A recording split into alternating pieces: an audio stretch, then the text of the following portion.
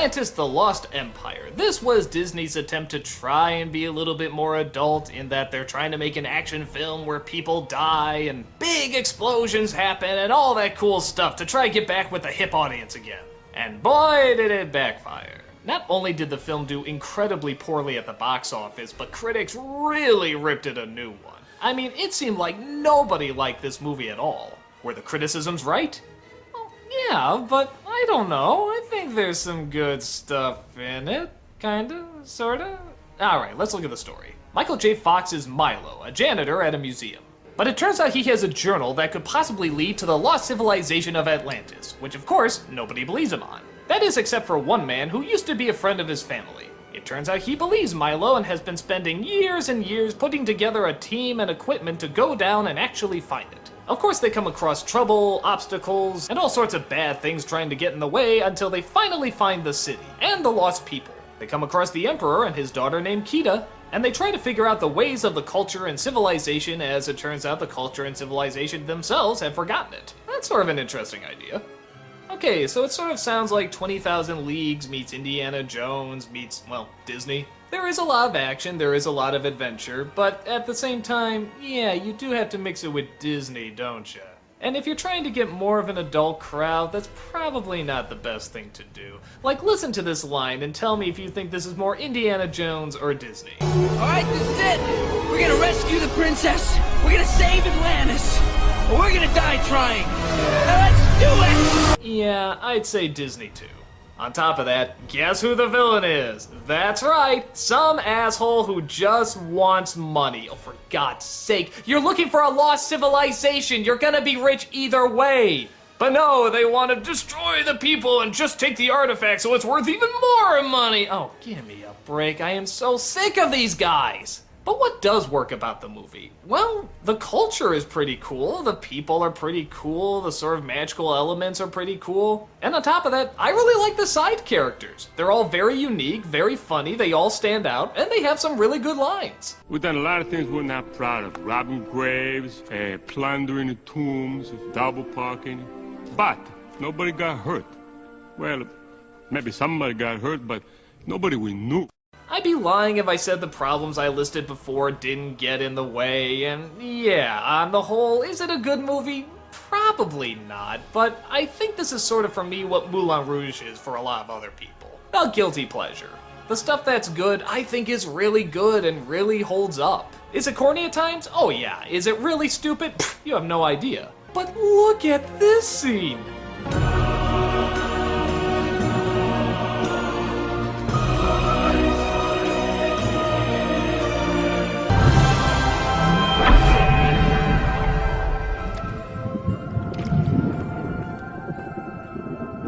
In my opinion, there's more here to make it just a style over substance. I mean, the culture is pretty interesting, the people are pretty interesting, the designs are pretty interesting, and like I said, I do like a lot of these characters.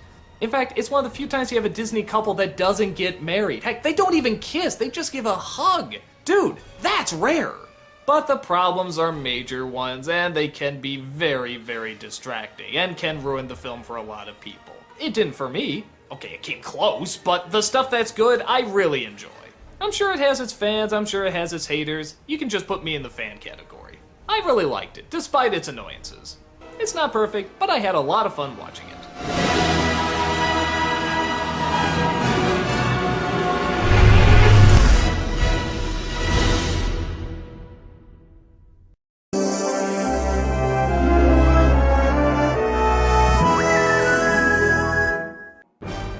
Every once in a while you come across that movie that's supposed to be one thing, but it does one element so well that it actually almost works against it. Lilo and Stitch is one of those movies. The story is very basic. An alien experiment from another galaxy escapes his captivity, makes his way to Earth, and befriends a little girl named Lilo. The other aliens try to get him back while they also learn the meaning of family, blah blah blah blah blah. You can guess it very quickly.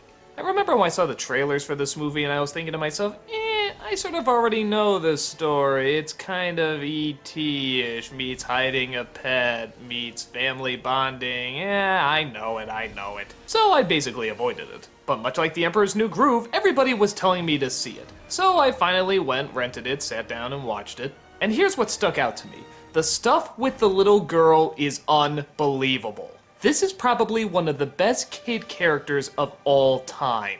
And for Disney to accomplish that, that's really something. Their kid characters have ranged from okay to incredibly annoying and incredibly bland. But this character, she's weird, she's violent, she's bizarre, she's emotional, she's kooky, she's totally out of control. Hey, guess what? Those are kids! It just so happens she's even more stranger than the rest of the crowd, so that makes her even more interesting. God, Disney finally got this right! But it doesn't just stop there. Oh, what? Is there an evil mother or an evil step something or other that doesn't understand her or something? No, it's actually a very believable situation. Lilo has to live with her older sister because the parents sadly passed away. But the older sister has trouble looking out for her because she's constantly in between jobs, has to look after a kid that's already a handful, and on top of that, she's her older sister, not her parent. So this is new territory for both of them, and it's hard for them to both get used to it. There's a man from an agency who's constantly watching them, making sure that Lilo's sister is a good parent. But even then, he's not the bad guy, he's just doing his job. And at times, he sees the tragedy of the situation too. And that's what this is, a tragedy. It's just a really bad turn of events that creates a really bad situation. It doesn't need a bad guy, it doesn't need a greedy villain, it's just life. It's the first time I thought Disney really got that, and they really captured it. And for me, this is bringing their animated features to a whole new level. But sadly, the film is not entirely about that. It's also about the alien. And that stuff is just okay. It's not bad, it's not great, it's just decent. The alien's cute, I guess. They have to sort of train him like a dog, and of course he learns the meaning of family just as they learn the meaning of family. I know it, I know it. It gets a few laughs, and the friendship between the two of them is relatively strong. It's just, oh man, I wish the movie was just about the sister and Lilo. And when you constantly had to be pulled back to the sci-fi alien chase, it sort of disappoints you. Well, me, I should say. But like I said, it's not bad, it just turns out they did one element way too well. But to be fair, that's better than having the whole film just be mediocre. And much like Tarzan, I shouldn't analyze what I want it to be as much as what it is. And for what it is really good. The animation is great. Like I said, these two characters are great. The aliens, they're okay. I mean, I guess you do sort of grow to like Stitch, and some of the side characters get a few giggles. The backgrounds actually return to watercolor backgrounds. That's really rare for Disney. Yeah, it was sort of a nice comeback. It was also nice that it took place in Hawaii, again, trying to get sort of a different location. So on the whole, it is a good movie. There's just some parts that are so much better than others, and I really would have liked to have seen that explored a little bit more. But it's still a good flick, and the stuff that stands out is really fantastic. The aliens are okay, but the sisters are more than worth the price of admission.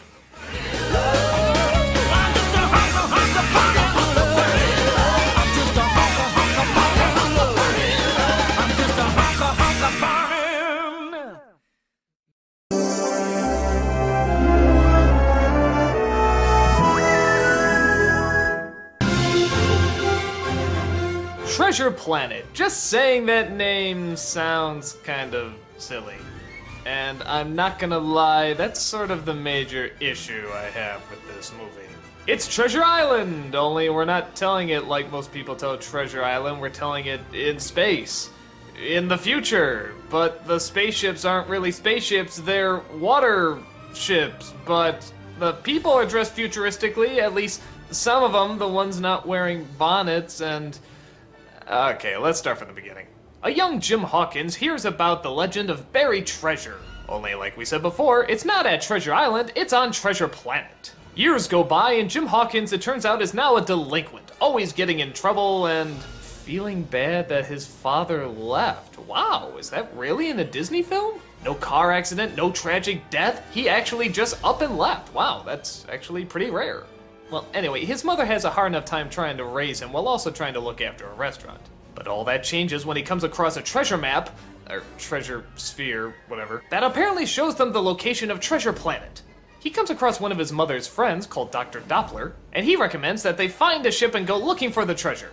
The mother kind of bizarrely agrees, and thus Jim and Doppler are off on adventure.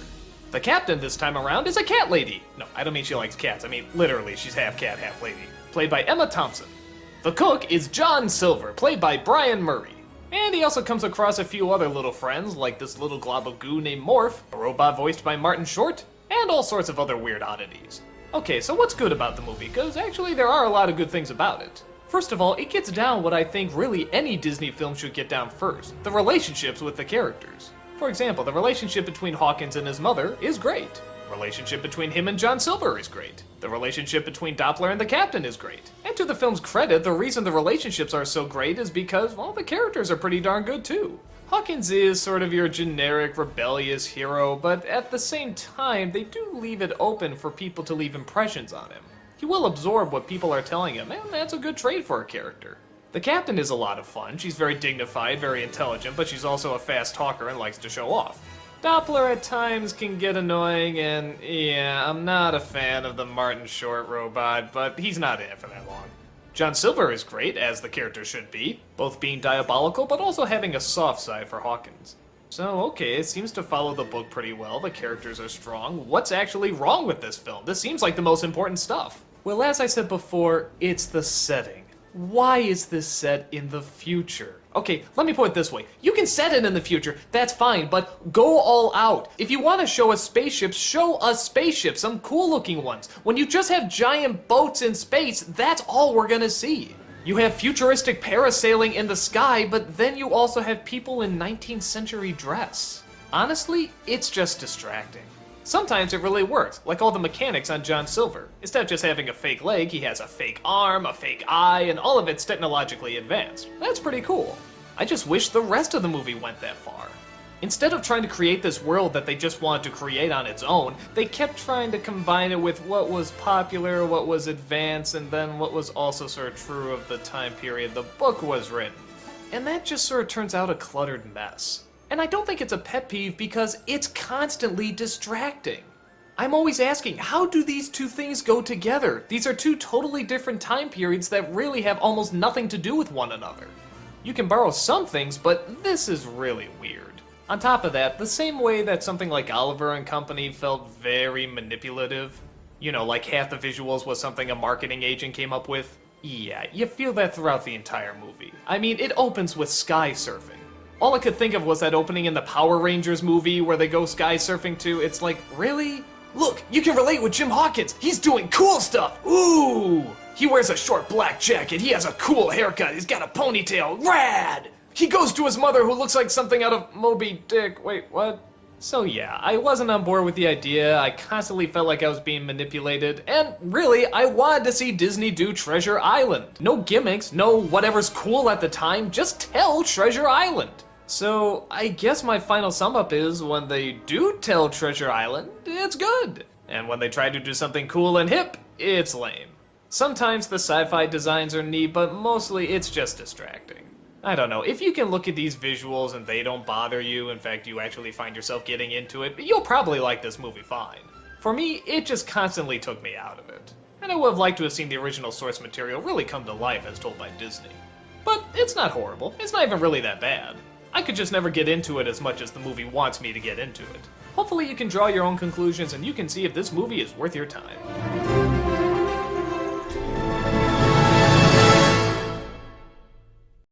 La claustrofobia ci ha fatto rintronare, la nave ormai è un manicomio in giro per il mare.